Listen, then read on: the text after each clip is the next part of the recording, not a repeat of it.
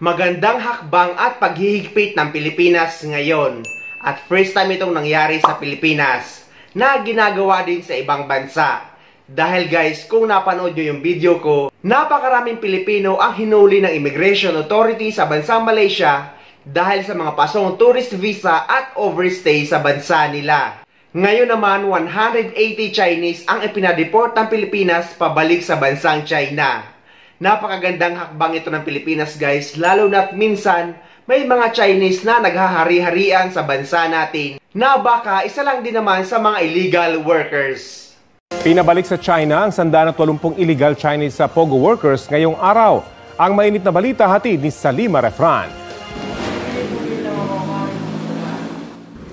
Gwardyado ng Pasay SWAT at Aviation Security Group ang 180 illegal POGO workers na ide-deport pabalik sa China. Ginamitan sila ng cable ties bilang mga posas habang nakatrash bag ang ilan nilang gamit.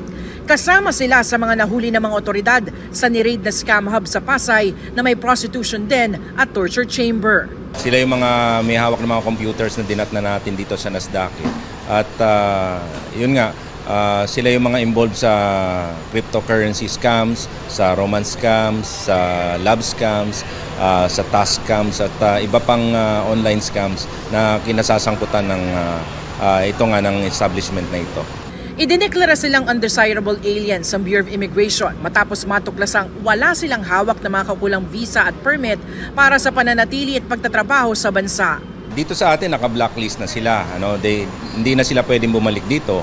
At sa China naman, siyempre, kakasuhan din sila doon and nakikipagtulungan naman yung embahada ng China rito sa atin para doon sa mga kasong ipapile nila.